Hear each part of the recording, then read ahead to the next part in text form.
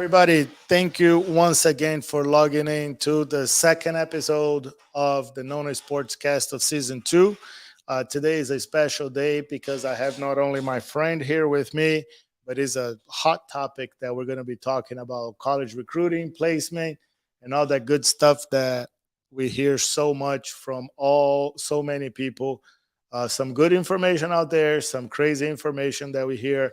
Today we're gonna have all the facts and the truth about the placement in college recruiting. So I'm here with my friend Carlos, Coach Romero, as everybody knows. So thank you so much, Carlos, for being with us today. Thanks for making time, and I hope you're ready because I have a list of 7,500,000 questions that I'm gonna ask you.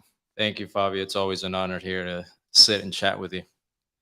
Oh, the pleasure is all mine. And all right, Carlos, I think you've been with Nona and you've been with a lot of the stuff that we have been doing since the beginning. You see the growth of our club. You see what we're doing. But why don't you tell us a little bit about you? How did you fall into the coaching? What is your background? Sure, How did you sure, fall in love with the game of soccer? And we can start from there. sure. In a nutshell, I've been playing soccer since I was very young. Fell in love with it playing in the streets in Colombia, where I was raised. I was born here in the States and came to the States when I was 10. Really didn't find a club. There wasn't much around here in Kissimmee almost 30 years ago. And and then slowly started getting involved in clubs, going up the ranks, played high school club, and eventually when I was a senior, I decided to test my luck and try to play at the highest level. So right after high school, I went to the New York, New Jersey Metro Stars, tried out. Fortunately, I got placed in the reserve team, played there for a year, got to see some really interesting things. Came back and then traveled to Colombia where I played another year with Santa Fe. And injuries happened. I wasn't really hitting a stride, and decided to come back to the States and pick up the school, the university. So playing USL 2, actually, I I got recruited to Warner University, which is a Christian school in Lake Wales, and I accepted. So I played 1 year there. After 1 year there, I didn't really have the level that I was looking for, so I transferred over to a junior college, and I played for Tyler Junior College, one of the top schools in the nation, and had a wonderful experience there. And then from that point, I got recruited to UCF, and I went to UCF. Didn't actually play for UCF. There was some issues there with eligibility, and decided to just hang up the boots and concentrate on my career. So eventually, I became an electrical engineer. Had a family, kids. So I unplugged myself a little bit from the game. And when my oldest Zach, he was turning about 6. I saw a post. Fabio, my good friend, was opening of Nona Academy. So I was like, we went out to the first day of tryouts over by the church, and for some unexpected reasons, we had some family issues with health. We had to wait a year, but after the year, we came back, had a conversation with you, Fabio, and I said, hey, I want to join. I want to start coaching, and the rest is history. It's been a beautiful almost 7 years together, coaching lots of levels, and one thing has led to the other. Eventually, 3 years ago, I decided to open up Aero Athletic Group, and all those experiences that I just went over, Warner, Tyler, going to D1, not being eligible for D1 because I wasn't advised, it all kind of led me to what Aero is today. We've almost placed 50 athletes up to now, and it's been a wonderful experience. We're gonna talk about Aero, Carlos, and I think that's probably what everybody's looking for. But before we get there, I think I want to. When we say here that soccer is only half our story, right? And I'm sure you heard me saying that the this game and what we're trying to do here at Nona Soccer is to develop professionals, but not professional in the game of soccer. I Right. think that's a consequence of the job that we're doing. It's more professionals in life. So you're saying that you use soccer throughout this whole thing, and the school was always that fallback. Right. The school was always that, hey, you know what? I'm gonna try this, but if it doesn't work, I can always go back and go to school. And then you become a successful professional in the electrical engineering field, and and just like me, soccer paid your way through or kind of guided you through. Mhm. How important do you think it is, especially for people looking at uh, when the percentage of professional soccer players are so slim? How important was the game for you during that whole process of growing up until you made a decision? Oh, I have to go to school and continue to do this. How was that process for you, and how important the game was for you? Oh, it was extremely important. I think, starting at a young age in athletics, and it could be soccer, it could be almost anything, but it teaches you different different things that you're going to end up using in life. Perseverance, being able to fail and get yourself back up. These a lot of these things I ended up being faced with these as a man. You know, not doing well at work, or having deadlines, and these are things that I feel like if I didn't have the athletic background, maybe I would quit a little sooner. Maybe I wouldn't try hard enough. Maybe I wouldn't have the confidence that I should have. And who knows, maybe I would have given up in a lot of things. But being exposed day in and day out to these challenges, it helps any individual. Has helped me tremendously to face a lot of these factors. I think the game does that. And here in this country, from both of us, I come from Brazil, you come from Colombia, you were raised there. And on both situations in South America, we don't have the fallback through in schools. Of course, if your parents they can afford paying for college and stuff, but if you are putting a lot of your time into the soccer side, you're not prepared to go to college after. And I think that is extremely important here in the US, and I think that's what we're going to be talking more about. It's because the game, sports in general, of course we're going to talk about soccer, but sports in general, we can get the scholarships, we can have that. I have to tell you, after when I came to the US and I was 17 years old, my dad had just passed away. And seeing what my family went through from 98 to 2005 when I graduated from high school, from college, I'll never be able to go to school. Hmm. So I think the game was this beautiful platform for me. And then creating on a soccer was part of the help, like be the role model that you didn't have growing up. And you say you didn't have guidance, so you missed the opportunity to play UCF. And um, I think what we do here today, it's making sure that the kids understand that yes, the social part of the game is great, the development part of the game is great. Everything that we do throughout this process is unbelievable. Right. But the doors that the game can open for us, especially the Latin community and the minorities and the people that will have a hard time paying for to go to college. I think we have to kind of open our heads and say, oh, the game can really help us. I think so. This is a good message for anybody out there when the kids are not doing good in school and stuff, for the parents to pick up and say, let's focus a little bit more. Let's increase 10% a year for Hmm. 4 years in high school so we can get the GPAs higher and so on and so forth. So we're going to be talking about this, but I just wanted to tell people out there how important it is, because now you have a business owner and a electrical engineering, two professions that we can go on and brag about. Hmm. And what opened these doors for us was the soccer, Exactly. right? Yeah. And we That's the didn't, beauty. because we didn't make it to play professional soccer, that doesn't mean that we're not professionals in life, and it made us better person and stuff. So I think it's good for us to make this very clear. So Explain to us, Romero. I think I'm going to start from really the basics, so you can tell us. Explain what is a soccer scholarship in college. What does that entitle? Let's say I'm watching you from Colombia and or from Brazil or from anywhere in the world. It's like, huh? They pay me to go to college. How does that work? What is that about? If you Sure. can explain to Sure. us from really from the basics and from the beginning. Yeah. So sports is an important factor of academics, and especially college institutions. That is one way of them creating a bond or a unity within the campus. We could see it mainly here in the U.S. with football, basketball.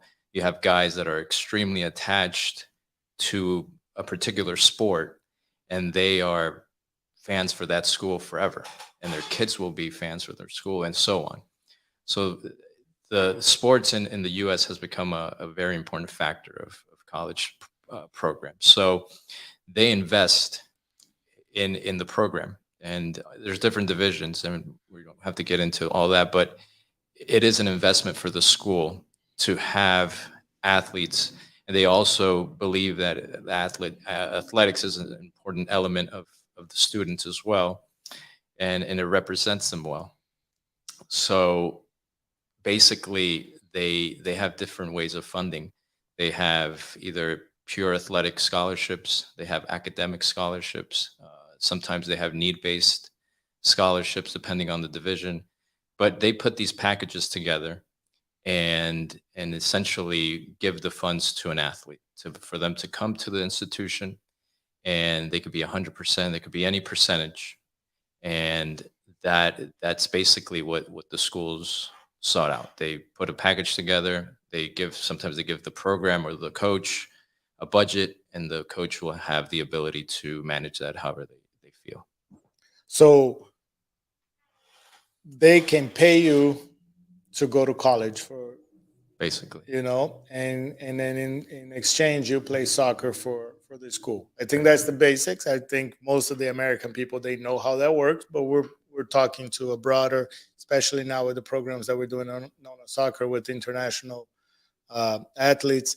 I think we're gonna be having those conversations with the parents. So the schools allocate some money for specific sports, and and then they start playing. I think you mentioned something uh, about divisions and about this, and that's one of the biggest things. So let's say I run the Nona University, and I'm going to build a soccer team for boys and girls, and I have an X amount of scholarships that I have to share amongst yeah. the players. So I'm going to give some of my experiences. So if I'm saying something that is not right, please stop me. And Hmm. this is informational for our student athletes and information for the parents.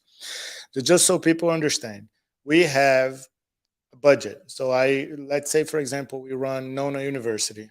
We have a budget, and on this budget I have 10 scholarships to build my team. So the way it works for all the parents out there, uh, with NCAA Division One, there's a rule of how many scholarships you can give. I think UCF 9.9. 9.9. So UCF had 9.9 scholarships. So you get the full price of the school, the whole tuition, books and Room and tuition, board. like a full. They call it full ride. So it's room and board, books and tuition, Right. right? So this is how the one scholarship counts. So let's say, for example, an average today is about $30,000 in the country, right? Right. So the school has 9.9 times 30,000. So from that money, I'm the coach and I have to build a team, right? So then a lot of parents say, my son needs to get 100% scholarship. How many players you've seen in the last 10 years that got a full on 100% scholarship coming directly from soccer?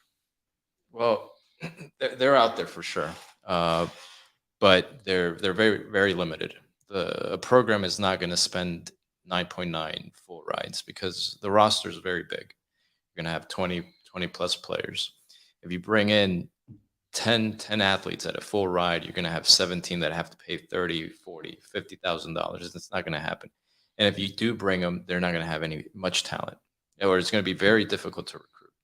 So sometimes they limit that to one full ride per season, and then they split the rest in percentages. Fortunately, I've had two athletes so far that have gotten full rides, and it's a wonderful thing when that could happen. But a lot of factors have to line up, a lot of them. Especially the need, right? The need of the school. Oh, of course. So let's say, for example, again, I have 9.9 scholarships, and I was able to separate to divide that 9.9 scholarship between 26 players, and I lose my goalkeeper Right. 90 days before the season. So I have one full scholarship that I have to kind of scramble myself with that budget to go in and buy or recruit that player. Right. Right. So this is good information. I think the parents needs to understand, the kids needs to understand what that means.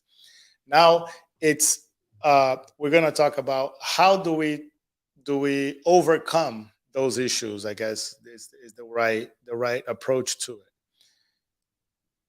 Every school, if you're thinking the US school, college, university systems, they have multiple other scholarships.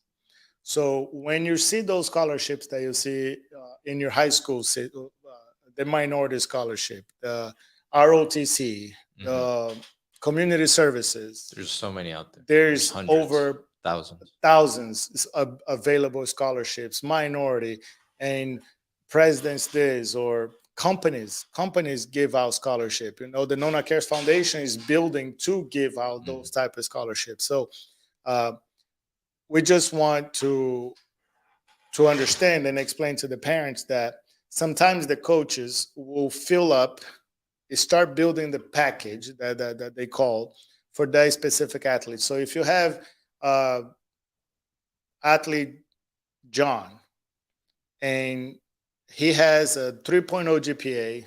The school gives academic scholarship at a certain level. So out of the 30,000, let's say John gets 5,000. And then we got the minority scholarship, which is another 1,000. Then you have their club scholarship, which is another 2,000, and then so on and so forth. That kid, that athlete, he builds up $15,000 in scholarships, and then the other 15,000 can come for soccer. That is considered 50% scholarship from soccer. But that child, that athlete has 100% scholarship. Am I Right. missing Right. something? Do you want to No, no, elaborate or? no, that's pretty spot on. Obviously, it's not a it's not the same for everybody. Every single player is completely different. Every single case, internationals, sometimes they can't get certain scholarships, so that you have to go different routes. But I think the most important thing here is for the families to be prepared to what to expect when they get to that point. A lot of times, we have kids that are talented. Oh, this kid's going to be, I don't have to worry about college because he's going to get 100% sure. And once they get to senior year, they realize the amount of competition that's out there. So it is important. That's why I feel it's important for people for parents to understand that they have to prepare for not having 100% tuition. So filling in scholarships is one way to supplement. So do you have the ability to write an essay if you have to write an essay for a particular scholarship? So preparing the kids on how to write essays is one element that you could use early on. There's also aids like FAFSA, which is the need based on it's based on income and loans. We try to tell our athletes to limit the amount of loans that they pull out, but sometimes it does come in handy, and it's an investment. So now that we talked about the process, right? People, I think they starting to think that the coach has a budget. They have to use that budget to divide amongst the players. Uh, the players during the athletes during high school, they have to start looking for those supplemental scholarships that are available out there. There's many others. How important the grades are. Oh, extremely important. This is something that we cannot emphasize heavier.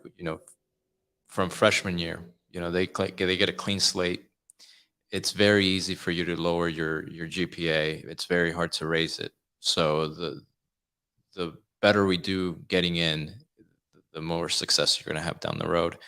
So I just posted on the Aero account a few days ago. We had an athlete, and the coach told me, hey, if he has a 3.0, then he gets this much. If he gets 3.5, then he's going to have $4,000 more. If he gets a 4.0, then he gets 4,000. So that's $8,000 that you could potentially leave on the table between a 3.0 and a 3.5 and above. So that's the way that kids should be looking at this. How much money are you willing to leave on the table due to GPA? So that also will motivate parents and student athletes to keep that GPA pretty high, because essentially you're leaving money on the table. It's extremely important. Parents that look. I didn't have the exact numbers. I And knew. this varies from school to school. Okay, but I was going through this when I sent my first one to college, and they started telling me. So some schools, they have a system that the academics rules or whatever they call it, and you're gonna have a scholarship, an assistant on academics. If you have a 3.0 GPA, could be $5,000. If you have a 3.1, 3.2, 3.3 GPA, $5,000. If you have a 3.5, goes up to $8,000. For example, I'm just throwing a number out there. Right. Depending on the school, these numbers will change. If you have a 3.7, it goes up another 2,000. And every point that you go up on your GPA increases your financial contribution for the school, which means that if you get more money through academics, less money you get in soccer, and easier it is for you to get on the team. Oh yeah, oh, yeah. I've had situations where students were just really tight on their budget. They say, the parent says, I only have $15,000 for school, and they're waiting for that senior year to finish and get the GPA so they can get over that next bracket, which opens up more money. So that's when the kids start, turning in all their work, trying to get A's and so on. And I've had situations where they fall short, and then now they lose that amount. And now they're gonna have to pay more out of pocket. And we've had the athletes that have made it, and I got those extra $4,000 that I needed. And for internationals, it's extremely important because of the exchange rate sometimes in South America. $4,000, maybe peanuts in the US for some people, but you go to Brazil, Colombia, anywhere else, you have to multiply that by 3, 4, 5 times. Yeah, so that is a very, very important information, and I think we are. And guys, I have Lucas here with me today. If you have any questions that you'd like to ask, I will. You can type it in the chat, and please subscribe to the channel, give your like, and all of those things that I'm still not comfortable telling you, like likes and subscribe and all of that good stuff, because I think this is important information. I missed this stuff. But if you have some questions or anything that you'd like to ask, either me or Coach Romero, uh, please type it in the chat box, and Lucas will read it to us. Um, so, Carlos, we talked about a little bit of how important the grades are. What is the soccer scholarship? What sports scholarship is? What is Aero? You said that you created the Aero Athletic Group towards the end of your player and coaching career. How can you help? What is Aero about? Sure. So the idea started uh, through my wife, actually. Through the years, I've been connecting people. I love to connect people, and I love networking. My father, at a very young age, taught me the importance of networking. So, I started thinking, where can I insert myself where I can make this useful, and at the same time contribute to society. So we started thinking with my wife, and she said, well, what are things that you're familiar with? And I started thinking, it started kind of tugging at my heart. Well, I definitely would love to stay involved in the game. And and then how can I use my experiences? And then I started realizing that, you know, life put me in these situations, and then sometimes even failures, so that it could be useful for other people, perhaps. So that's when it dawned on me. I think Aero, or a college placement would be something that I think I would have loved to be exposed to as a student athlete in high school. When I was in high school, I had no idea. I mean, it was really intimidating to think about college. And eventually, I started the path of college, and I started in the wrong way. So I thought, well, if I can insert myself in this market, then I can use my experience to teach other young athletes to navigate these waters. And it was something that I had been doing for many years pro bono. You know, I would see a kid and I would connect them to a coach, but it was just one off. So then that's how it started evolving. The Aero name specifically comes from a Bible verse, Psalms 127:4, and it's the analogy of shooting an arrow. You know, our kids, Moa, Luan, Zach, Mateo, they're all arrows, and we have the bow, and we are going to shoot them as far as we can. So essentially, that is where it stemmed, and it, you know, it's been a wonderful experience, and I think that down the road, maybe not immediately, but years from now, when we see all these kids that we've placed and they've graduated, they get their jobs, you know, we can proudly say that we were involved in redirecting some of those paths. You know that it's awesome to hear you say that. I know your story, and I just uh, I like to listen to Right. it every time I have a chance. And when I was, as you know, I went to Cypress Creek High School here in Orlando, and we played against each other. And uh, what we've heard so many times, I at least I did, and it was like the Kissimmee Osceola County kids wasn't capable of going into the next level. Right. Maybe capable is not the word, because we always had the talent here, but The opportunities weren't. the opportunities, and the Latino kids, and the African American kids on this side of town before was the baggage we carried, Right. you Right. know, and Our and parents had very little knowledge of they any had of very this. little Yeah. knowledge, and then explaining to, so comparing to, it, I'm talking to you, and uh, I got goosebumps on it, because I remember when I was in high school, and comparing a gateway where you went to kid, or a Osceola kid, Hmm. or non Cypress Creek kid, to a Winter Park Lake Mary kid. Night and day. And I never thought I would be in this position, that it was so hard for us to compete, because me, for example, I had a probably one of the best resumes in high school sports Hmm. in the history of soccer here in Central Florida, with goals scored, and all of that.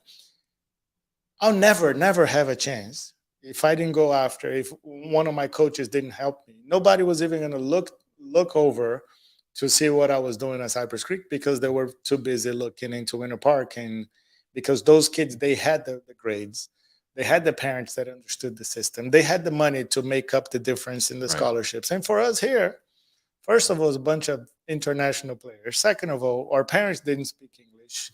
We didn't get the SATs. I could barely make the monthlies in my club. There you go. Like, I never played club, so that's how bad it was. Like, Yeah. I never had the chance to play club.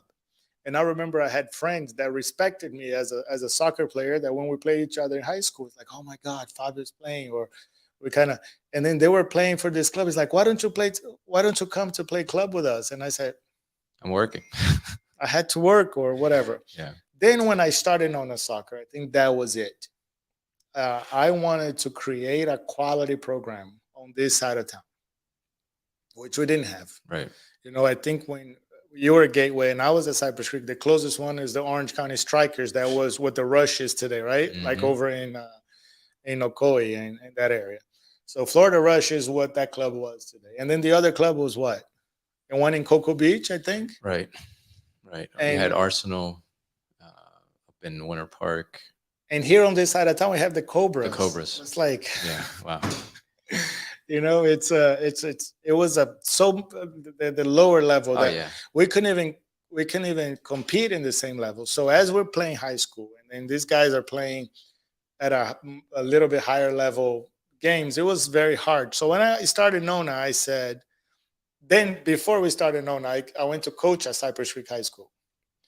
And then at that point, this side of town is a little better. Still no clubs in 2012 to Yeah. 2015. Not a lot. Still nothing impactful on this side of town. And then I started coaching high school, and we had a very good team in high school at Cypress Creek that year. And I tried to organize and kind of create a decent program. Right. And I think that I had graduating 2000. I went to play college. Then we had some other players the following year with Dion, Mauricio, all of our friends today. They went on the year after. And then we were like 5, 6 years, Cypress Creek, with the Right. biggest pool of talent. Freedom, Cypress Creek, and Gateway, Osceola, Poinciana. Remember Poinciana. back in the days, it was such a good environment. And we didn't have a high school player Yeah. going to college. Yeah. It was never, and that always stuck in my head. Like, I would think there's so many guys that I know that are so talented over in Kissimmee, and they get lost. And yeah, that was one of the driving factors for this. And I would play at the BVL fields, and I would see them, and I would approach them. Hey, what are you doing? Are you going to school? Like, no. So let me help you. Let me connect it to a coach I know. And So the good players that could have done more, they just become good players in the men's league. Yeah. On the Sunday league. On the Sunday league. And that drove me nuts, Carlos. And I think that's why we connected from the beginning, like when I opened Nona, because I opened Nona and I say, we're going to do this and create a club that is respected from college coaches to parents, and start doing the college education. Of Right. course, Lake Nona is not Meadow Woods. Mm-hmm. Well, today Meadow Woods is growing, but back when I started 7 years ago, Lake Nona gave the perception from outside, and people looking back and say, "Oh, okay, now it's Lake Nona. It's no longer Kissimmee." I was Right, like, right, come right. on, Kissimmee is 2 miles. Yeah. Right? But it gave me the opportunity to do that. So then we created a club that started mixing the talent from Kissimmee and the financial income, the Support. Yeah. the support and stuff, the ability to pay. And then together we started creating Nona. And I think that was kind of what you said. You created a way to use them as arrows and send them to where they want to go. And I think the first step of this launch Oh, is yeah. Nona Soccer. Absolutely. And that was my idea. Of course, we started with the little kids, and so we had a gap from the best team that we had at Nona to the college kids level. And then when we merged with GOU, I think was probably one of the best things we've done. I think two on the college placements were two amazing hits. Mm-hmm. The first one was merging with GOU, and then the second one was USL2 last year, when we started recruiting more of the older players, and then we started putting them into college. So I think our stories connect and relate Absolutely. on those two processes. And I think now people understand. But I heard from a college coach, is like, Fabio, I'm not going to see high school players out of Cypress Creek. Yeah. And I say, why not? Because they come with the baggage. And I say, what the hell is this baggage? And then I started learning more. And we do come with the baggage, with the baggage. It was the parents that didn't understand the system. The 2.0 GPAs, Right. good enough to graduate. We had to implement this whole system at Cypress Creek. Yeah, there's a lot of things tied to that. Even the interactions that coaches have with some of these players, and I've been able to tell this and correlate the GPA to how involved the parents are, to how they interact with coaches, and eventually how coaches perceive the player. I've had players who have had horrible meetings with coaches because of this. and the coach says, "Hey, Carlos, you know what? I think I'll pass on the kid. He didn't do well. He didn't interact well with the coach, because this starts from a young age, and unfortunately, in our society, we have parents that have to make ends meet, so they're not around. So it's different. It's just different. So any way that we can help, I think that's where we become useful, and we get them young at freshman year. We start drilling. Hey, it's important for you to be able to have a conversation with an adult.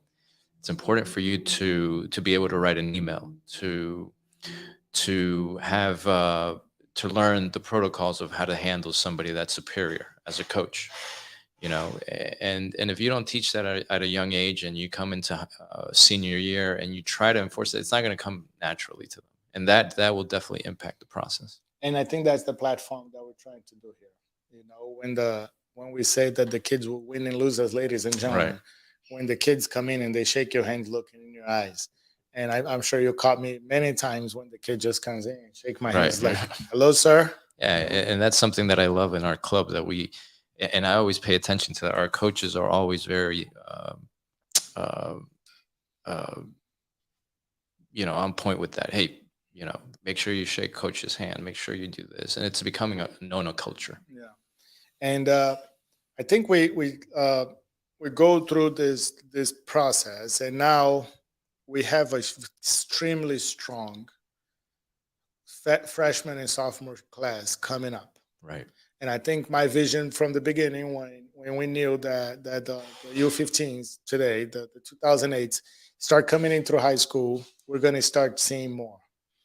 Uh, what do we do from this point on, when we have the freshmen and sophomores going into college? Like, I'm a father, I'm your client today, and I said, Romero, what do I do?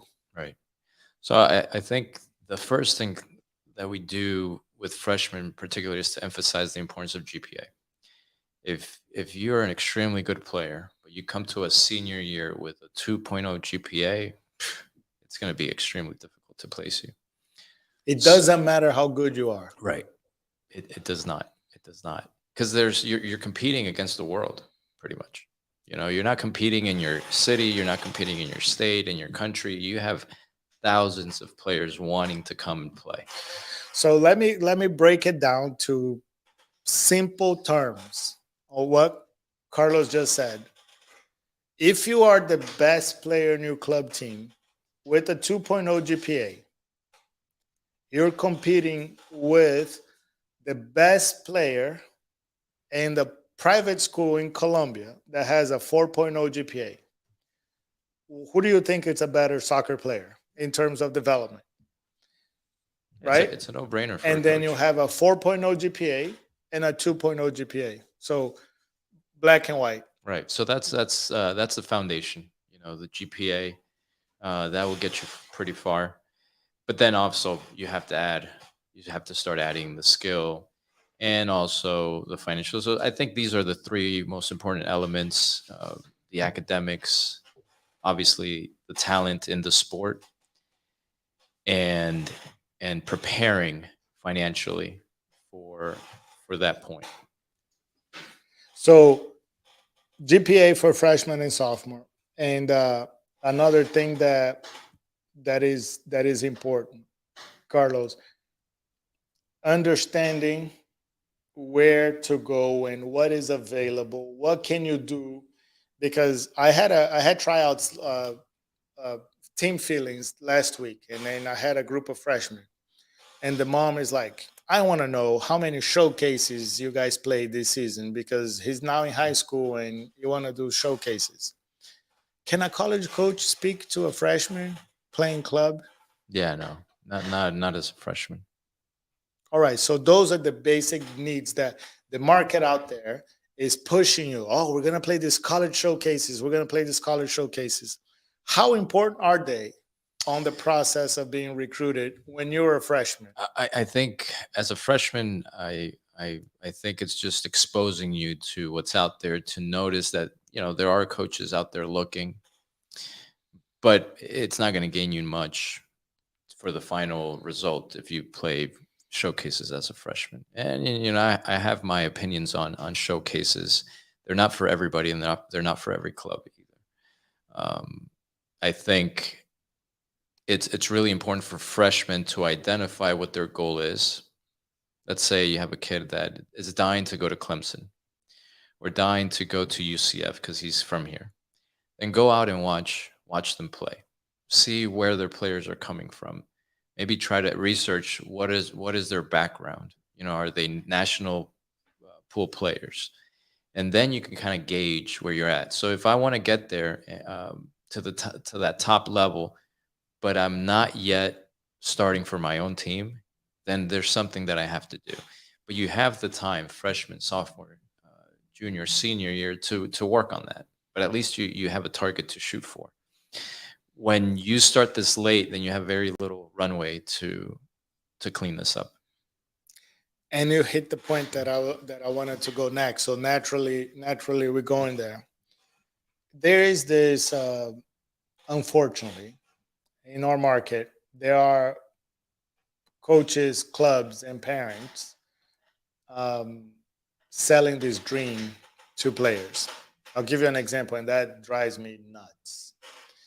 You have a player, for example, that they come to Nona, and unfortunately, they don't make the top teams, and then they go to the second team of that club, and then they say, "Oh, I deserve to play on the top team of this club, and I don't. So I'm going to go to the top team of a club that doesn't play at the same level." And then technically you are at a top team, but in a worst top team. Right. And then at that point, they have that expectation that they're going to go to Clemson. Right. Because they're on a top team. Yeah. And And that's their percentage of wins that year, it's higher, but the level that they're playing is not the same. But they are on the top team on the next team. So right. That's a loaded comment. There's so many ways that you could peel that particular statement, because at the end of the day, you're not taking the record with you. You're not taking the shirt with you. You're taking what you've learned as a player. So if we look at it from the standpoint that you're going to go to another club that plays on the same bracket, maybe it's a worse team, but you are playing for the better team or for the top team, are you gaining anything? Not really. You're not. So the person, the individual as a player will not progress. And essentially that's what the college coach will recruit is the individual, not the team or not the trophies or any of that. So it's tricky, and parents, and that's why it's important to educate parents, because ultimately they're the ones that are going to guide the athletes. We're dumb when we're 17, not dumb, but we're inexperienced, we're immature, we don't know what's best for us, and sometimes our parents can guide us on this. So if we can educate parents on the importance of feeding players filet mignon instead of some of these watered down coaching tactics that I've seen sometimes in clubs, then that is what we need to strive for. Yeah, to make the player better. I spoke to a friend of mine, and he's been a college coach for the last 10 years, and he said the hardest part for me is the freshman class. And I said, why? You can pick the best ones you want. And it's like, that's the problem. What do you mean? He said, there's a player that is the best of his club team. He's talented because I brought him. So I have that. I have some type of attraction to that player. Right. So I bring that player, but that player played for one coach his whole life, and he was the best player on the team. So that player never sat on the bench unless he's hurt or he's sick. But as a starting, that player never felt the player was never out of his comfort zone. It's like, oh, I'm on the bench, or I change positions because the majority of the club, they want to win. So you have the defender. He plays a defender his whole life, and with the same coach, with the same style. After the third, fourth year, you don't learn anymore for that coach, Right. Right. right? So I think that's one of my biggest pet peeves. But then there's like, so then I need to bring them back to reality, tell them you were that good in your club team. Now you are with the best of the division. It's like a select team. Now you have to perform. And a lot of the kids, they just fold after the first year. Yeah. They can't keep up because they can't live outside the comfort zone. Yeah. Have you heard stories like this? Have you heard? Oh yeah, for sure. And I lived it myself as well. Growing up here in Orlando, I was always in the top of the pack. And once you're out, then you get a rude awakening that you're not the only guy around. And then you're rubbing shoulders with the best guy of the other town, and so on. And then you're benched. If you've never been benched before, then it's a shock. So It's okay to be benched. oh yeah, for sure. I wish that I was exposed to the opportunity to, for instance, play up a little bit, and I shied away from it. I wish that I would have had somebody. Although my father, he was a great leader for me, but he didn't know enough about the game to say no. You got to go and play with the older guys. I wanted to stay with my buddies, so I shied away from it. Now that we have experience as soccer players, we can guide our kids differently and inject them in situations where they're going to feel challenged. It's just like weightlifting. There comes a point where there's no more resistance. You have to get that higher weight so you could build that muscle. It's the same thing in the game and any other sport. You have to match the resistance to continue growing.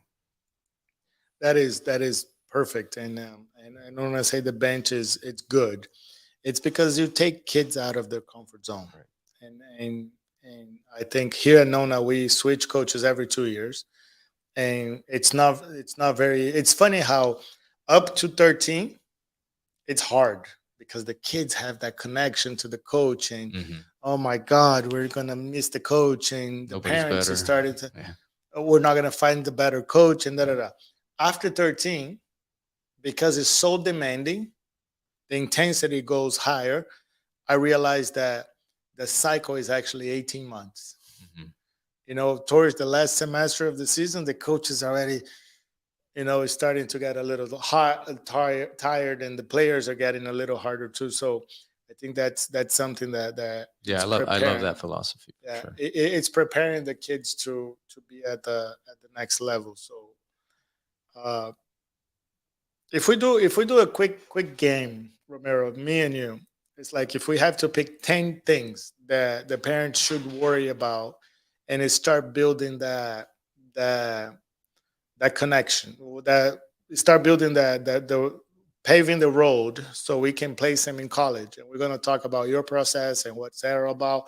But what do you think it's like if we go in a ping pong game Right. and you say one word, what they should be thinking about it when the kids make it to high school, and then I go next, you go next, and then because I don't think people realize what's really important. Because if you ask two parents this, they're gonna say fundamentals, shooting, Okay. speed, agility, and then for us, with our experience in this game, let's play this quick game, and you can elaborate. It doesn't have to be a word, and you tell me why. So if you had to start, what would be the first thing that you think me as a parent of a high schooler I should worry about in preparation for in 4 years goes to college? Is understanding the process without a roadmap. It's really difficult. So to me, it's nutrition. Right. I mean, it's I see parents going nuts between games. You have two games on a Saturday, and you go to McDonald's to have lunch, or you eat chicken fingers on the sideline. That drives me nuts. And you have to understand what the process is in terms of preparing not only you as a player, but your whole body. You go next. uh, GPA has to be in there. Grades. Grades. I go next and I say bench. The players need to understand what it is to have a better player playing in their position. I think it's extremely important. Humility, bench, teamwork, understanding the game. It's all part of it. I say the next one for me would be interactions. For What me, do you mean? interactions, being able to interact and teaching them from a young age to interact with adults is going to pay off a lot in the college process. I agree 100%. I would say fitness. Absolutely. Fitness, believe it or not, it's becoming part of a life of an athlete. And people say, the our generation, our parents, they say, oh, but in college it's all running up and down. Did you see Holland without his shirt celebrating the Manchester City championship? Yeah. He's a monster. His back has more muscles than he's huge. So I think fitness, and that doesn't mean how much you can run. It's the power, the intensity, the everything. Being objective, And what do you mean? understanding uh, your shortcomings and where you fit. I think the sooner we can get athletes to identify that, it will save them um, the shock at the end. Oh, I couldn't make Clemson. Well, yeah, it's because I'm lacking this, and that. I think for me, it's another one. It's comfort. Comfort. What do I mean by comfort? You need to understand where you want to go. What makes you comfortable? I'm not talking about comfort zone. I'm talking about liking your environment. Right. So I went to Notre Dame to visit the school and see the soccer program, one of the best soccer programs in the country. But it snows 5 months out of the year. Mm, yeah, So that's an don't important come one. to us as a club or it's like I want to go to Notre Dame if uh, if uh, if you can take snow. Right. Do your research. Right. Make sure that the school that you pick, whenever we give you the list, you just don't take it because of scholarship. Make sure that you are going to be comfortable in that. Do your research Right. Right. on how's the city, what are you going to do, whatever. Yeah, and that's one thing that we highlight big time because you have no idea how many athletes we get and for transfers. Hey, I'm sitting here and I'm freezing. I'm in the middle of nowhere. I hate it out here. The company I used didn't tell me any of this, or if they did it on their own, if they did the college process on by themselves, they said, I didn't know that this was going to be like this. We try to be very intentional in letting them know the pros and cons of each option. Like, hey, this is you're gonna. I mean, we even have a chart in our system where we show the map and the lows of the state that your option is. If you have 10 options, this one's up north, and the minimum temperature is going to be this. So you're not going to come to me a year from now and say, hey, I didn't know it was going to be this cold. Like, hey, we showed you everything that you could have expect. So being adaptable in what you said is extremely important. It's your Right. turn. I think we're coming down to the 10th. The soccer technique has to be there. So the quality of the game, I was going in there too. If you didn't pick that, Yeah. I would. I think if you put the technique, the understanding of the game, I would put in the understanding what's needed on that team, Right. and that was me. I always had a dream to play at UCF. To me, it's where I grew up, and Right. I wanted to come home. And when they offered me the scholarship, I just took it. Of course, we didn't have the internet Yeah. as active as it is today. We couldn't watch the games. We couldn't see. I just took the job and I left. But my style of play had nothing to do with the style of play of the coach. Very important. The coach hired me, recruited me as a goal scorer. but he didn't have information on me what type of goal scorer I was, if I was a Lewandowski or a Haaland Right, or right. Aguero or Suarez, or I was going to optimize your he skills. had no idea. And I had no idea of the way that he plays. Today, you can watch every single Kentucky game online. Hmm. You can watch every single. It's like I was talking to Coach Guy here at Nona FC. I said, Guy, we need to find the player profile that we're looking for, because sometimes we're bringing them, we're recruiting them as a as based on the resume, Right. They come, they have pedigree, but but it doesn't fit what you're. It doesn't mean it doesn't make that player good or bad, Carlos. right. No, We no. talked about this in our coaches meeting. There are amazing players out there. It just doesn't fit into that one style. If Guy wants to play A, we have to have A players.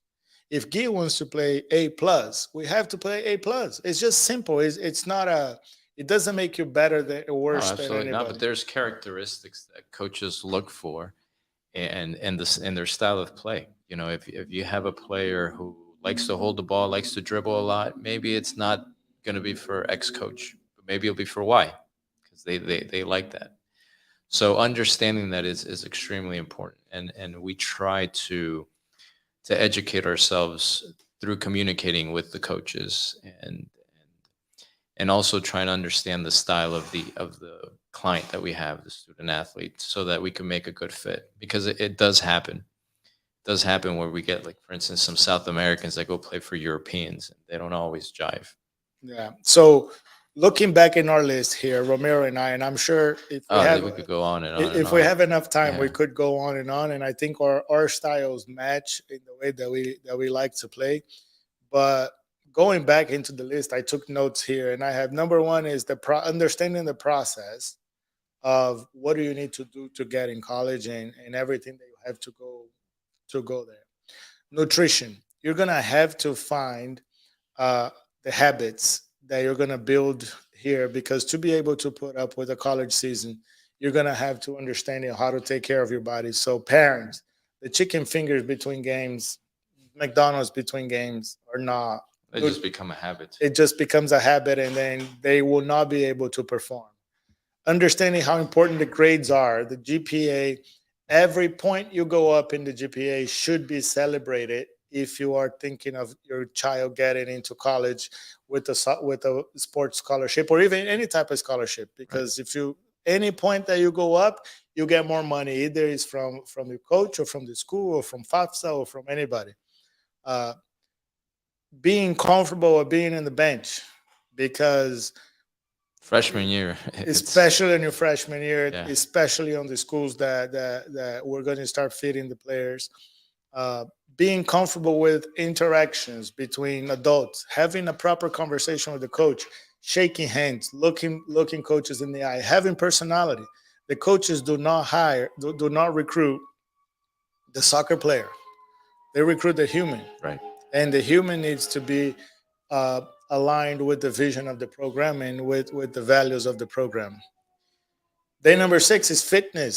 You need to understand that the speed of the soccer and the speed of the game in college in any level is much faster, it's much stronger, and we need to have that. Uh, Being objective, you need to understand what you're there for, right? You're there to do a job, you're there to understand the game, you're there to go to school, having the Even that's why the world student athlete, which part comes first. A lot of these athletes, soccer is their priority, but as a student athlete, you're initially a student, so you got to focus on that part as well. making sure that you talk to people, try to speak to alumni from that specific city. What did you do? Did you like Gainesville? Right. If there's no Florida, nobody likes Gainesville. Hmm. I'm going to get myself in trouble here, but just an example that you need to understand where you're going. How's the dorms? Are you comfortable with sharing the room? What is the selection of sharing the room? Whatever the case may be. Am I going to have my own apartment? Am I going to share the room in the dorm? Whatever the case is, you need to understand what you're signing yourself up to. That's a big one. That's a big one, because a lot of kids, you know, they're used to a certain lifestyle, and in the majority of the situations, the dorms are not very nice. Only in a few options is that the case. Otherwise, they're brick buildings. If you go up north, they're old buildings, and you have to be able to adapt to that. So, and the last one, well, actually, then you need to know a little bit about soccer, Yeah. right? Number 9, you need to be able to play soccer. So I think the skills and the skill sets, it's important. And then I think the last one that I brought up was the style of play of that specific coach. Mhm. The style of play of that specific coach is extremely important because it doesn't matter if you score 60 goals in your high school season. If you are a number 9, that it's more of a pivot or somebody that's going to be in the box the whole time, and your coach is looking for you to come back. And I'm telling you my true story. Come back and mark or create or come out of the box. You're not going to be able to play with that coach. Yeah. So ask those educated questions, because we're going to be here to help you through the process as a club and as an agency, but you need to understand what that style is. What do you think of this list, Romero? We should add this into the Aero Yeah, I mean that's frequently asked questions. that is very strong 10 points, but it also highlights the complexity of this. We can literally double that list and still come up with strong items there that we need to consider. So being well counseled is very important. So there it is. This is 10 questions 10 things that you should, and we're gonna put this in the comments later. But this is 10 things that you should know when you're looking for a college placement, or when you're looking to go to college. I think even before we talk a lot about soccer, there's a lot of things there that we need to understand. We have a question that came in here, uh, Romero, and our USL2 program. And how do you think the Nona USL2 program and USL Academy is going to affect the Nona players in the future, uh, towards the college placement and the college career, in your opinion? I think definitely it has, for Nona, it definitely has opened up the doors with schools. First, because we're bringing in some of these athletes from these schools already, so we're interacting with the head coaches. When we had a successful season, they're interested now. They're watching, and they want their players to be involved in that professional environment. So that's one part. But then the second part that ties into that is that now we have that relationship with the coach. And now if we're talking about X player that came and played here, now I'm going to present you Y player that can potentially go play with you. So now we have that relationship, and you know what? Yeah, I know Nona. I know that what they do out there. They have talent. I'll take your player in. So I think it's helping out a lot. Also, the guys that have played here, we had a situation of a young man that played for Nona FC. We met him through the season, and he's one of the guys that got 100% ride to a D1 school. And you know that yesterday I was talking to Coach Gee, and this is new. I don't know if you're new, but we got a call from D1, very well known school in Florida yesterday, and they say, "Hey, we recruited a player from Africa or from whatever the player was coming from, and something happened with the visa. We need somebody to come in and step in to be a starter immediately." And we're thinking to send one of the Nona FC players. We started conversation with him. He starts with us here, and he'll be able to do that. So this is amazing. Like when Guy texted me, it's like Fabio, let's continue to put the stamp in our program where the coach can come to us and say, hey, I want John, and Right. John can be there and be. Of course, this is a transfer. It's an older player. Like he's not a freshman, but this type of things is the stuff that we Yeah, can. and the more we have success with Nona FC, the more the coaches, and you'd be surprised. When I'm interacting with top level coaches in the college divisions, and we mentioned Nona, I was like, oh wow, yeah, yeah. I know about you guys. We've been hearing about you guys. So, it's putting us on the map, and it's showing that our athletes are high caliber, and that is only going to be a positive thing for the guys coming behind. Yeah. Well, it's funny that I'm very and I'm very proud of what we've done here. And I love to see when things take place that I planned. It's a fun thing that I say, okay, I thought about this and it's working Hmm. perfectly. And I've always thought of the situation that winning on the field with Nona FC was going to open the doors going forward. So that part, It's happening. creating uh, a nice program here, so we can prepare, or like, it was going to open doors. But I never thought of the other way around.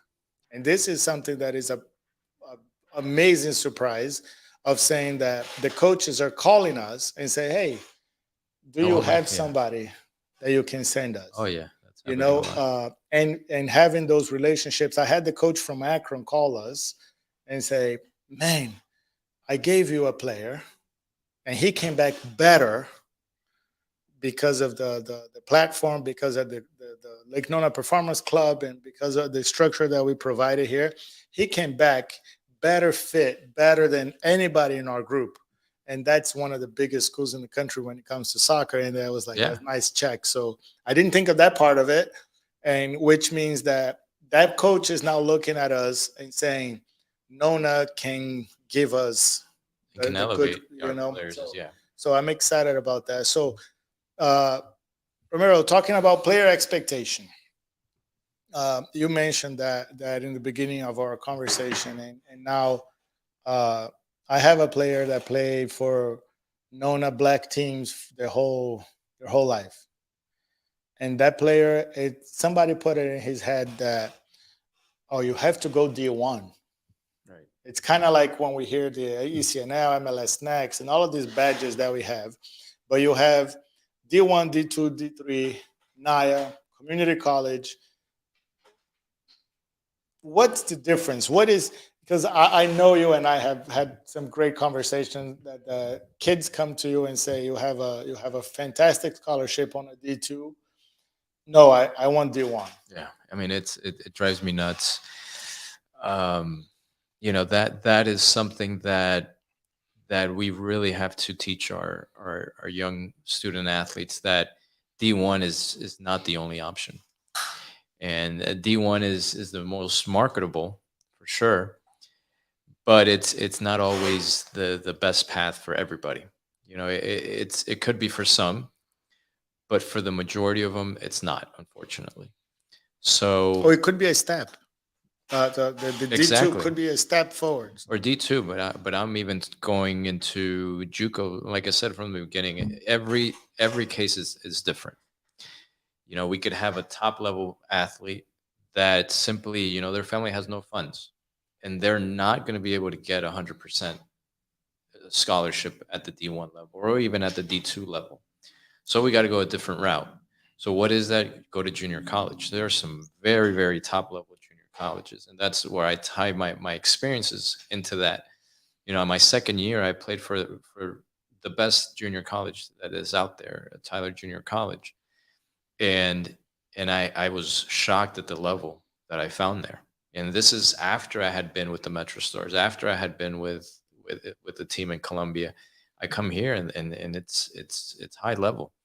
And these guys, so that's an alternative path that a lot of kids turn down. Oh no, I can't go play JUCO. I'm better than that. And that's where I was coming, being objective. You know, Go ahead and start D1 and then sit freshman and sophomore year. And then they think, no, I'll be able to withstand sitting on the bench. And then we get them freshman year, I want out. Now you got to go somewhere else, and they still have the same mentality. It's D1 or nothing. They go to a second year with D1 and they don't play again. And now you've burned 2 years of your playing career. The 4 years that you get, you've burned through two of them. So being objective, knowing how the path works is extremely important. And that's why I think it's great value in what we try to do with our young athletes. myself. We have Coach Mauricio Reese, who he is a D1 coach, and he's been on the other side, and he can guide them as well in how this process works for freshmen. And NAIA is also a very good option, and D3, and then eventually, if you want to play D1, you could use that as a step to get to D1. Not a lot of the D1 players started at D1. I started at NAIA and then I finished at Right. UCF. So I think it's Rollins still D2. Yeah. So I normally ask those questions. So you have here in close to us, you have Jacksonville University, North Florida, FIU, UCF, and Florida Gulf Coast. those are the D1. No. D1s. So you have, there's more, I'm sure, Stetson. but those are the Stetson. There's 5. Then you have Rawlings. Depending of your academics, Rawlings is a better school than all of them. Of course, we can debate on this, but Rawlings doesn't fall behind for anything. Oh no. But it's a D2 school who competes in D2, and I have to say, man, if today one of my kids are going to be freshmen in high school, the other one is a 6th grader, 7th grader. If I knew that they were going to have a scholarship in Rawlings, I'll sign today. It's a D2 school. Right. It's an amazing school. It's one of the best in the country in the business, and there's more areas that they're the best. But it's a D2. So we need to be very careful on there are some D1 schools that academically are not at the same level. There are some NAIA schools that are better than D1s. Absolutely. And so just having that player expectation, and we're going to start doing the education here, talking to the parents and explaining how everything works.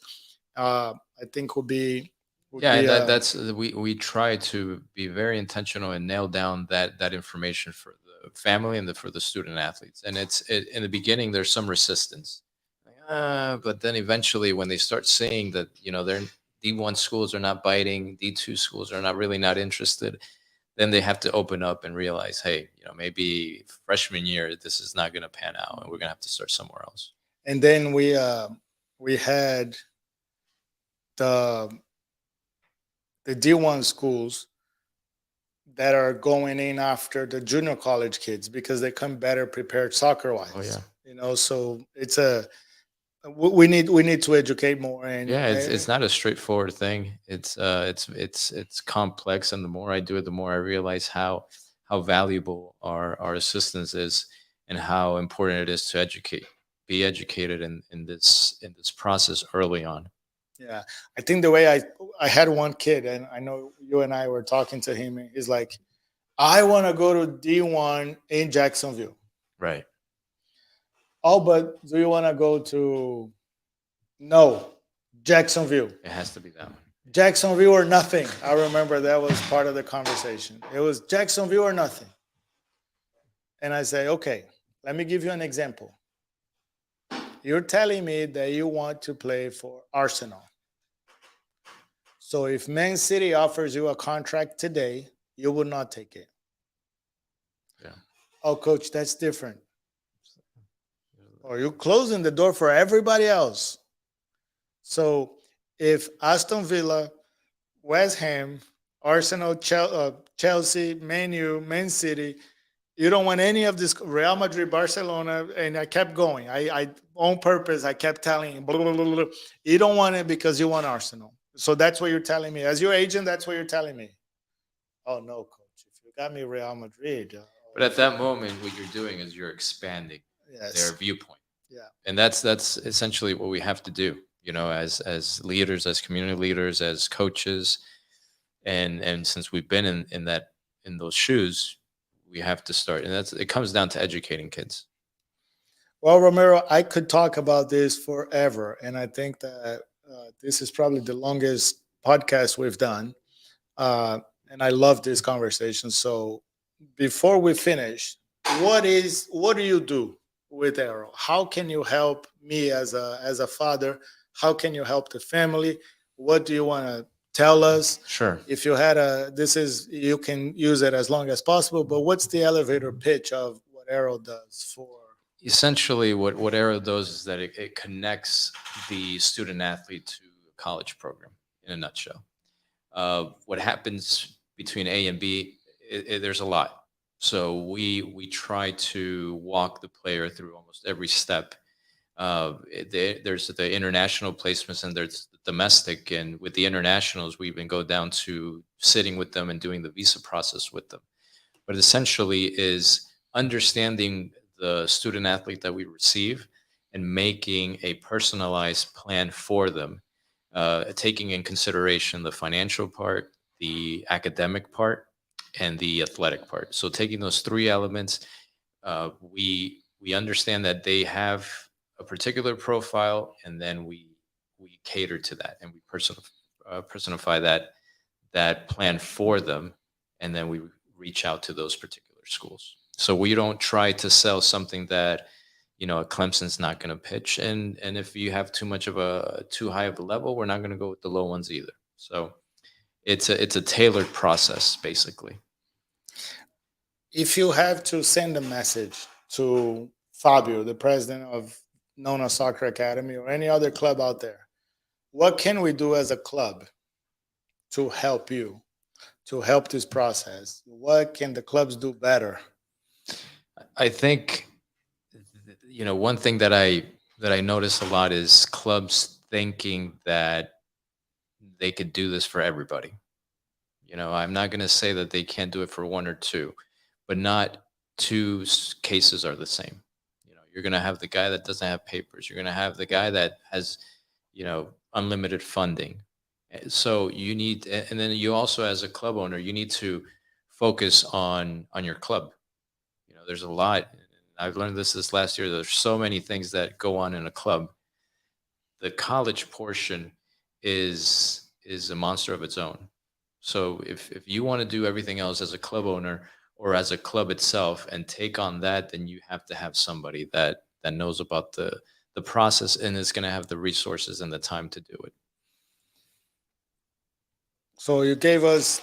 I think you we can help by bringing more people, more agents, more education, uh, and you know that we're trying to do that here. What about for the parents? What do you tell the parents? What advice do you give the parents in the So for during the this parents, I tell process? them, stay involved. Don't just think that it's going to be your kid's job to figure this out. We're dealing with 15, 16, 17-year-old kids still. They will get to a point where and some of them are very good at it, but the majority still need to have that person pushing them forward. Hey, did you hop into this call? Did you see Coach Romero's meeting? Did you follow up with the coach? And that's also one thing that us as coaches need to do as well, uh, especially in the high school ages. We had some coaches that were always on their kids, and we had success because of that.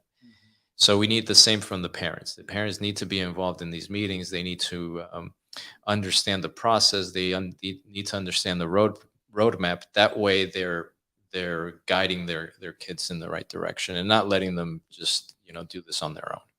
And they say, hey, we'll pay for it. And no, the family needs to be very involved in this process as well. We're not agents. In the soccer world, the athlete is in the background, the agent is constantly talking. With college, it's a little different. The athlete needs to be very involved because the coach wants to know what he's getting for 4 years, essentially.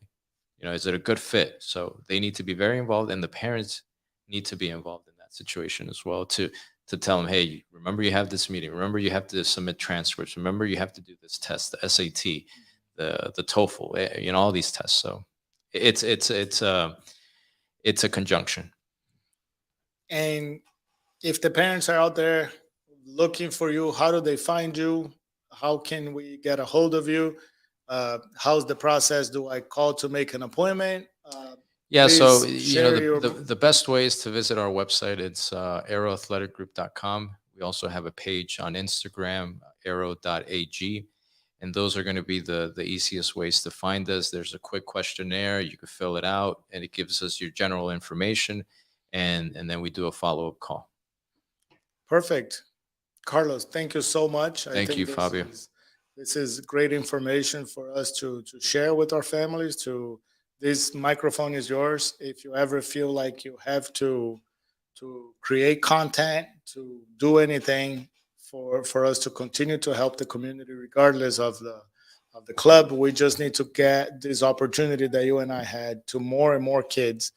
But I just wanted to thank you from the bottom of my heart. Absolutely. No, This is thank an you. amazing opportunity for our kids, and to have somebody like you. Not only I know you personally, not only that is good in what you do, it's also somebody that cares so much about the kids. And I've seen you.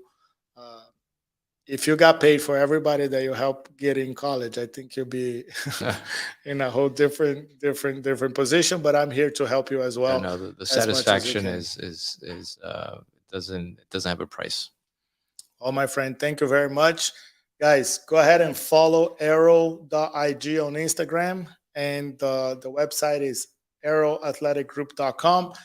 Look for Coach Carlos Romero, and you can find him here around at Nona Soccer as well. Thank God. He's going to be around with us for at least one more year, and we're excited to have him. Thank you again, Romero. And you guys, don't forget to like and subscribe the our channel, and more information like this will come. Thank you so much. We're gonna have the next podcast next week. We're gonna do something fun. I just want to tell you that this week we're not gonna have it on Friday. The podcast. I know today is Monday, but we couldn't get a schedule with Coach Carlos on Friday. This week we're not gonna do it because I'm gonna be with Coach Leahy over in Louisiana on the girls 2010. They are playing the regionals after winning the Sunshine State. I'm excited to do that, and we're not going to be here. So we send out a big shout out to the girls of the Nona 2010 Black. We wish you the best of luck. They still practice today and tomorrow, and then they fly out on Thursday during the day to start their regionals this weekend. So next week is going to be an interesting one because we're going to do a conversation at the Nona FC house with all the Brazilian players simultaneously. Oh So boy, that's worst gonna case be scenario, a worst case scenario, that's going to be a big joke. It's big going to be party. fun. It's going to be in Portuguese, which kind of I won't be able to get everybody in English, but we're gonna try to talk to Leandro in English and Serginho and some of them, so You we guys are can. great. Yeah. These are gonna be some fun. So and then we're gonna try to get Dr. Von der Wright from Houston Clinics again before the end of the season for Nona FC, and there's some cool stuff coming up. I like to thank my boys here, Mateus and Lucas, for setting this up. These guys are amazing. They're the best interns in the world. I don't care what Gabe and Danny says. They are good. Uh, Thank you everybody for sticking around with us, and I'll see you again next week. Go Nona girls, you guys enjoy, have a lot of fun, and I'll be there to cheer you out in Louisiana this weekend. Thank you, Carlos, once again. Thank I you, guys. appreciate your time. Bye, guys.